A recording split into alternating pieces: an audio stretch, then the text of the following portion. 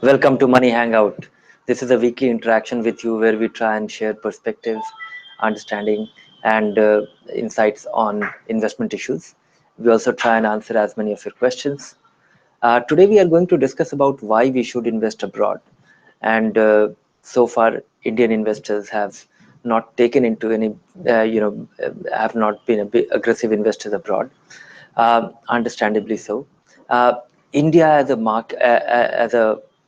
market, we are just about 3% of global GDP, and uh, so from that standpoint, the investable options, taking into account all the markets in the world, we are, if all our money is invested just here, it's just about 3%.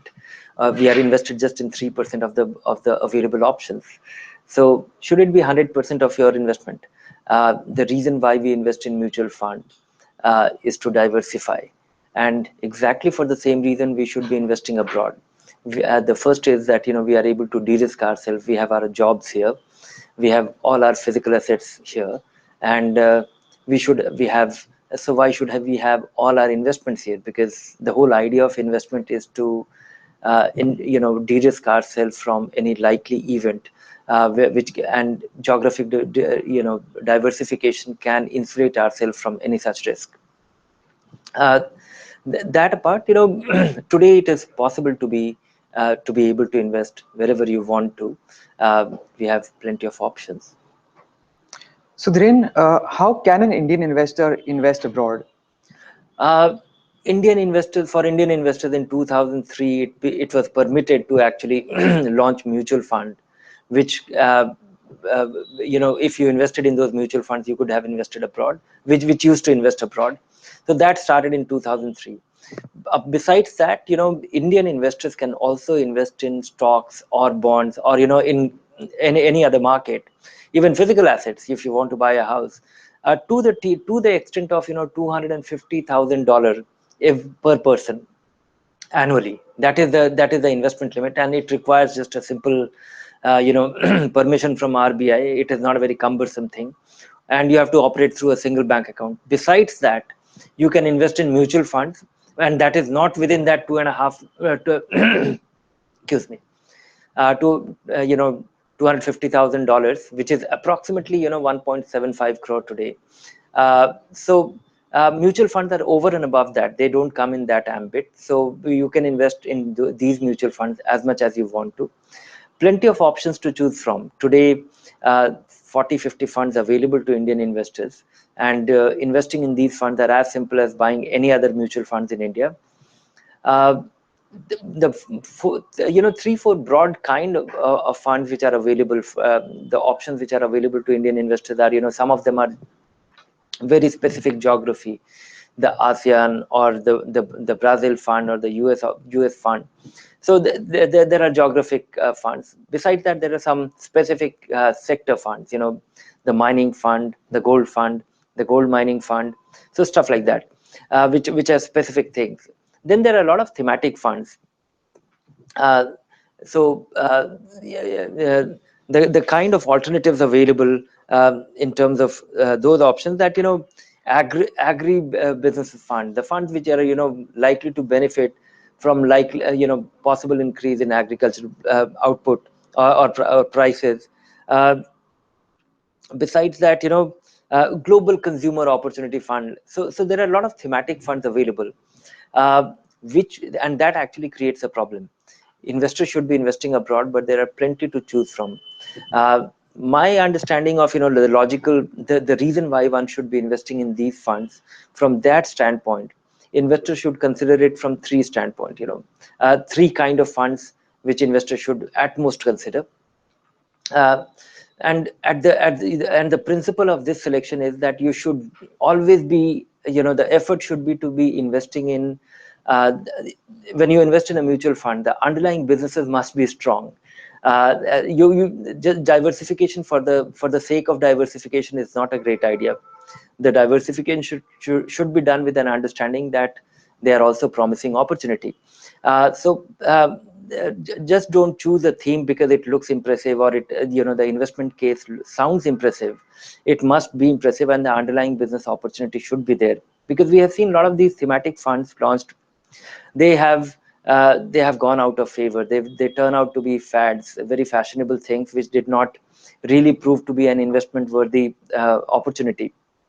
So I think the simplest way of investing abroad is there are some domestic funds which can invest up to 30-35% into in foreign markets. So there you get all the benefits of a domestic fund, the tax benefit, and 30-35%, so nearly a third of your money can be invested abroad. So they are, to my understanding, they are the simplest way of investing abroad.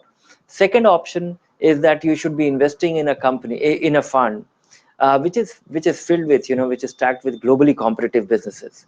And I think there we have a couple of options. There are some global funds which invest all across. From Sundaram, the oldest fund, the oldest international fund, from Principal, is one such fund. Of late, it has also been doing well. But the focus should be that the underlying businesses should be global businesses. And from that standpoint, even the US funds, the US domiciled funds, or the US opportunity fund, or however you call it, the funds which invest in the US companies, they turn out to be actually global funds, because when most of the companies which those funds invest in, the underlying businesses are global business. So these are 2-3 ways of doing it. Make sure that you are avoiding the fashionable things, you are avoiding the stories funds, and you are choosing a fund which is giving you diversification, and the underlying businesses you can relate to, that they are competitive, large global businesses. Dhiren, one interesting thing about these kind of funds is that they have assets that are only 1% of the size of equity funds. So why are they not popular among Indian investors?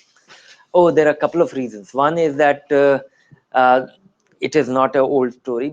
First and foremost, it started in 2003, and the Great Indian Boom took place started in 2004. So ever since Indian investors were made available these alternatives, the Indian market started doing well after 10 years of struggling performance. Naturally, investors get attracted, and of course the domestic buyers or the home buyers, Indian investors understand the funds much better, can relate to the portfolios much better. So since 2003 these funds were allowed, and since 2004 Indian markets did very well, and Indian mutual fund business actually took off since then. That apart, there is a difference in taxation. Indian mutual funds which invest fully into Indian equities, they become completely tax-free as compared to these funds which has to be held for 3 years, and they are treated like any other asset. So it will be indexed, taxed, and must be held for 3 years. So that's another the tax disadvantage, so to say, compared to domestic funds. But this is not, this does not apply to those funds which invest up to 35% into foreign stocks. So those funds are treated as domestic funds. And third thing is that mutual funds are also responsible. Mutual funds did not position these funds as, did not tell the investors that these are good vehicles to diversify. In fact, many of these funds were launched and they were sold as a tactical opportunity. So when we look at the history of these funds, some of the funds actually turn into a very very large funds. They attracted a lot of investors. They turn out to be not a very enduring story. Enduring, they were not able to sustain the performance. For example, the largest fund a few years back was the gold mining fund. Or right now the funds which are doing very well are the ones which are not of the mainstream kind. So unless until investors over a period of time try to look at consistent performance, and the very design of some of those funds is such that they are not supposed to provide you consistent performance, they are likely to do very well in a brief period of time, and on other occasions they don't. Thank you, Dhiren. We have a number of questions on today's relatively unexplored topic. Sure. So first up, Abhishek asks, how if you can give him a step-by-step guide about investing in international markets and specifically what the transaction costs are. The step-by-step guide, you need to open a account and open a brokerage account and a bank account. You need to really open a brokerage account, and opening a foreign brokerage account with a foreign broker is not that difficult. And after that, you have to fund that account from a domestic bank account. And once that is done, you are free to invest. In fact, opening a foreign bank account is easier than the kind of paperwork that is needed domestically. And after that, you just need to inform RBI. It is not a very cumbersome thing. And then you can do all the transactions online. Sure, Dhiren. Next up, Mr. Basu would like to know if it's better to invest in the US market or in BRICS countries.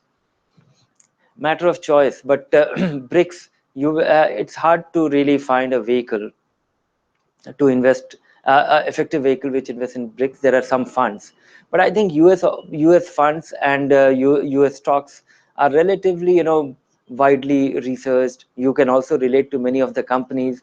Many investors, and they're also talked about in great detail in the media. So your comprehension of those things, also the consumer stock research available on US stocks is widely available with a small fee.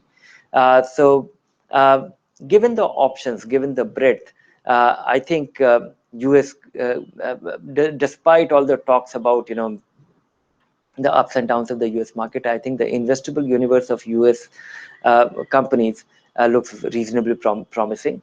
And yes, if you have some specific understanding, BRICS, if you have investment in India, I think a good part of it is being dealt with. China is another market which is reasonably diversified. Otherwise, the Russia and Brazil of the BRICS are commodity, markets primarily driven by commodity markets. So I think they are best avoidable. So given the diversity of and dominance of globally competitive businesses in the US, I think US should remain a very on the radar of most investors trying to do well. In fact, taking this question to an even broader level, Sumant wants to know if there is such a thing as a global index fund. There are global indexes, but global index fund available to Indian investors in a simplified format? No. There are global index funds available abroad, but then that in those funds you have to invest like you invest abroad, up to $250,000. Open a brokerage account, look for that ETF. Yes, ETF options are available there. For domestic investors, global index, no, we don't have that, but we have global funds. The principal global opportunity fund is one such fund which is invested in nearly about 70-80 countries. It has also been doing well. So if you look at on the dimension of diversification, it's not an index fund, it's an actively managed fund, but going by the scale of diversity, I think it's pretty close to fulfilling your needs. Sticking with this theme of diversification, Chaitanya asks, what proportion of the portfolio should be invested in foreign funds? And if you could recommend a few good global funds. I don't think there is a thumb rule, and it's a matter of and if ideally one should be able to look at competitive businesses, the funds which are doing well, the ones which are extremely which are likely to sustain their performance. That should be the primary driver. But I think to begin with, increase your exposure to these funds gradually. Start with 10%, earmark it to take it to 25% in 2-3 years time. And likewise, and as you gain as you understand, I still feel that India should be a dominant part of one's portfolio for an Indian investor, simply because despite the comfort and home bias, and I think it is only market where we are and looks most promising in the world. But at the same time, some of these global businesses which we are referring to, particularly some of the US funds, they are so they are filled with such great US companies which are which are dominant in global markets with their products and services. And those businesses are hard to come by for the, those options, those investable investment options are hard to come by for Indian investors in the Indian market. We hardly have any such companies. So from that standpoint, trying to look at or benefit from very competitive businesses which are dominant in the world, which have credible history, and they don't seem like uh, being threatened by any competitive initiative in near future. That is the primary reason. The investment case for many of these funds could be very strong for you to consider them. Next up, we have a question about the risk in international markets. Tirtharaj asks if investing abroad is a good option considering events such as Brexit and the Trump victory. Yes, that definitely is a risk. But so far for Indian investors, because in a sustained way, the Indian currency has only lost ground against dollar uh, over the last 30-40 years. As a kid, I remember that we had I recall in my teenage years that dollar was worth 8 rupees, and see where we have come, getting close to 80, or about 70. So looking at this in itself creates an opportunity for India. Yes, Brexit, and of course the market has become more vulnerable to any such event, and I don't know what is in store for us, but the very rationale for investing in equity is that we will progress and do well, and businesses will become bigger. To an extent, the whole trend that we see in the last 2-3 years, the Brexit or Trump victory, is definitely a pointer to decelerating globalization, because this is actually a reversal of globalization or being talked about in a certain way. But I still feel that this is too strong a way to be withstood by the economic logic for all that has happened. The globalization is too strong for to be just to be dealt with by an emotional appeal, or of course it will strike a chord with the voters, it will strike a chord with the citizenry, but I think the economic logic will prevail, and this trend is unlikely to be reversed permanently.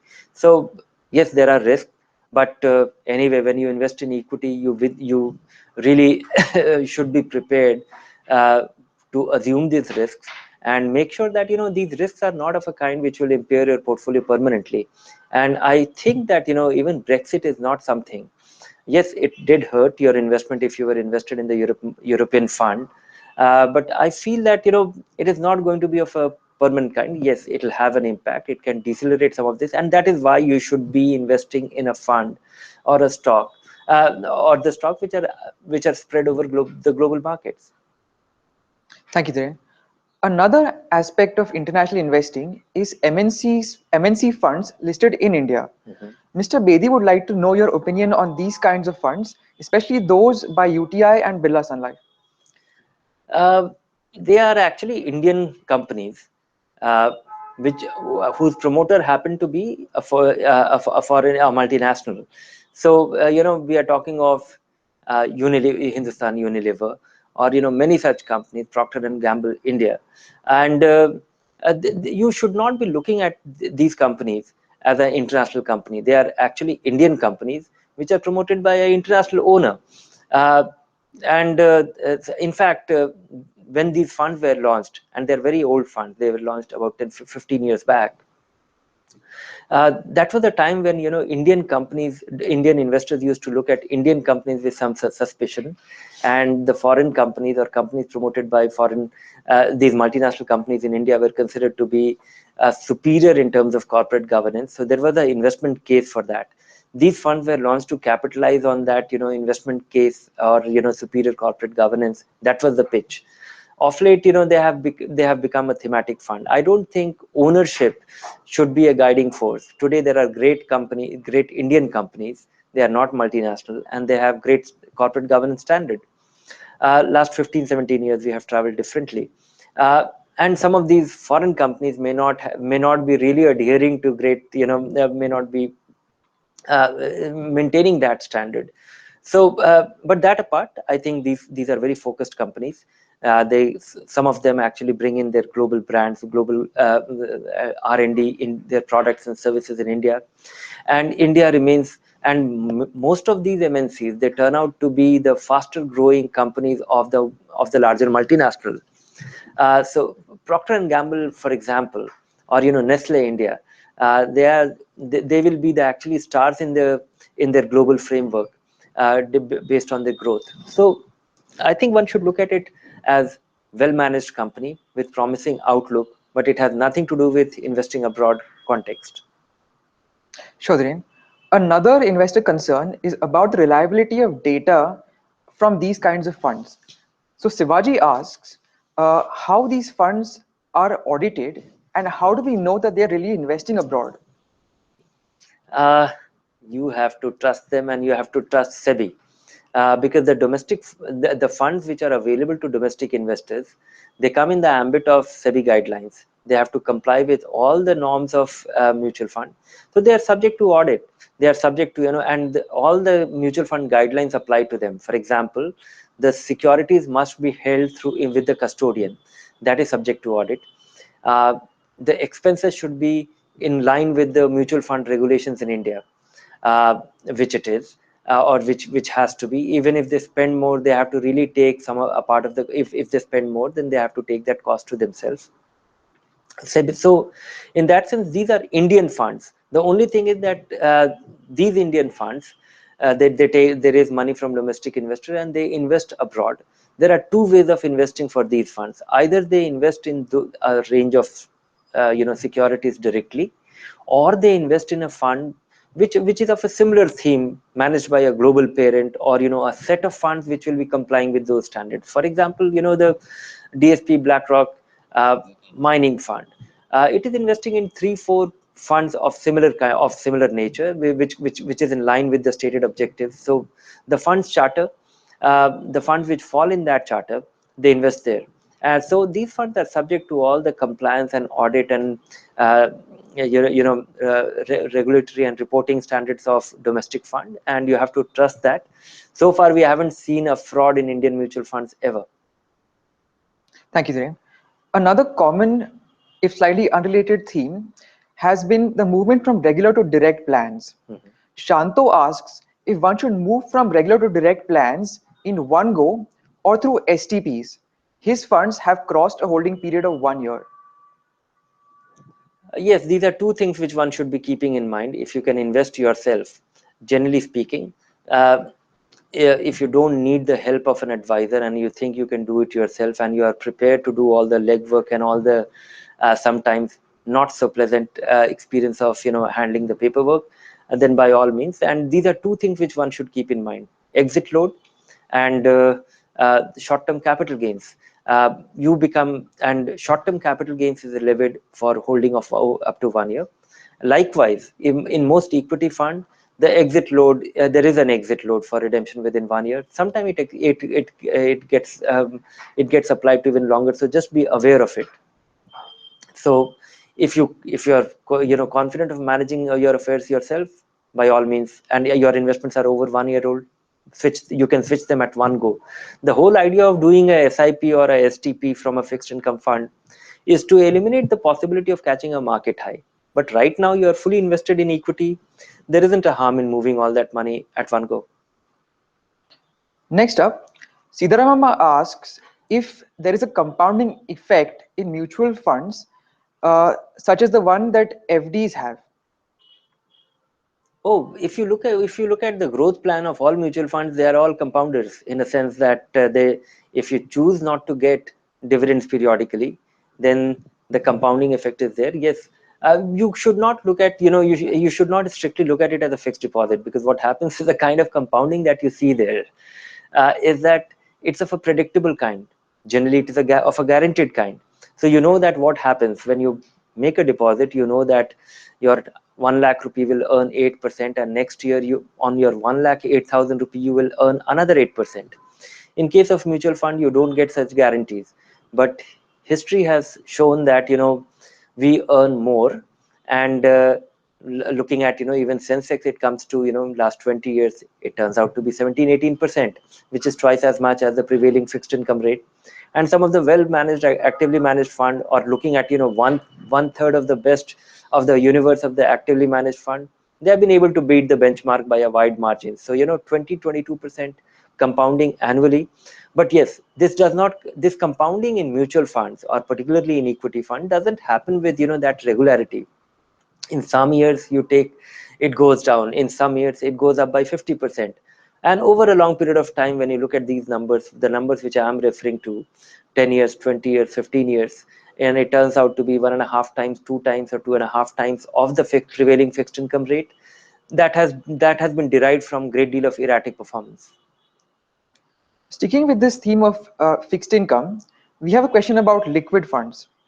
Ghanasham wants to know where he can get data on the returns and expense ratios of liquid funds, and also can he invest at any time in them and leave at any time from them, or are there any maturity periods?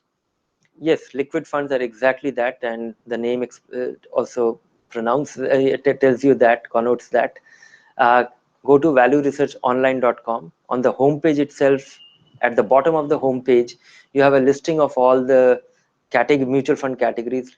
Just click on that listing. It's debt liquid, and you will get a list of all the liquid funds and their expense ratio and their performance, and you can move to different tabs to explore more information on them. You can invest your money anytime, you can take your money anytime.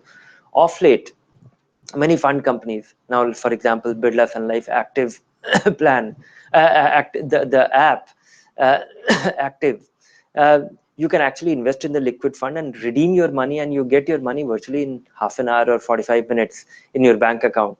So if you have any idle money lying in your bank account, you should move it to a liquid fund where it will earn little more money, and whenever you want, you get it in time. So there is also a possibility that your liquid fund is earning money, and you decide to take that money from your bank account, redeem it. And if you have a smartphone, and you have activated that particular feature, you can redeem your investment and access your money from an ATM machine as well. Sure, Dhiren. Coming to the Prime Minister's recent announcement on the senior citizens fixed deposit, we have a question from Mr. Shah, who says, if senior citizens can get 8% for 1 year, 2 year, or 3 year periods in addition to the scheme announced by Modi, if this is possible. The details are still not out with the banks, but we should be waiting for it. But my sense is that, you know, you invest for 10 years and no deposit can be locked in for 10 years. There will always be a situation, or, you know, a case for premature withdrawal. So just in case interest rates go up and you think that you investing elsewhere is more profitable, that option should always be there, because depriving the depositors of the liquidity of their capital in their old age will be, you know, too disadvantageous constraint.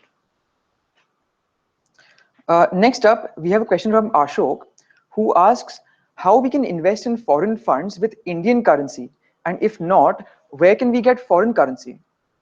No, you don't need foreign currency to invest in foreign funds, because there are about, as we said at the outset, that there are 30-40 options available, in which you invest in rupee, and your money, and the fund manager's job to be investing that money abroad, either in a fund or in the stocks directly. If you want to do that yourself, then you have to open a brokerage account with a foreign broker and remit that money from your domestic bank account to that brokerage account, and from there you make your investments and do everything online. You can, and most of the foreign brokerage, particularly in the US and UK, they enable you to buy funds, ETF, as well as stocks. Sure, Dhiren. We have time for one more question. Kapil asks if there are any restrictions on the asset classes in which one can invest abroad. No, for your $250,000 per annum, there is no restriction. You can well buy a house, you can buy a beach house, or you can invest in a fund or a stock or a bond directly. There is no such restriction, except that, you know, there is a specified mechanism. You have to inform RBI, you have to do the remittance from a single account, and all the proceeds will come back to the same account. And if you're doing a brokerage account, you have to remit the money, account for it, and keep proper accounts. Thank you, Dhiren. Any parting thoughts? Consider this. It is, the reason why we invest is to ensure that we are able to de-risk ourselves from any future crisis, and that is exactly the reason why we should be investing abroad. But this is the too large a universe. One should be careful, one should be methodical. There is a possibility, and and domestically, SEBI has put restrictions in the number of funds which fund companies can launch. But the tendency of the fund companies to launch variety of funds of too many kind, and this is where this is a segment where fund companies will become very innovative. They will come up with a large number of international funds which will look like top flavor of the day. But so I would say that investors should invest with clarity, with understanding, and must consider this. Start small, increase your allocation globally, and I think it will come in very handy. It is not a way to enhance your return, but it is actually a way to reduce your return, reduce your risk substantially. And this risk reduction will prove very useful whenever we are faced with some great calamity kind of situation domestically. Thank you, Dhiren. Thank you. Thank you all for joining in. Join us next week for our hangout on real estate and gold, traditionally two of the most popular asset classes in India. Thank you.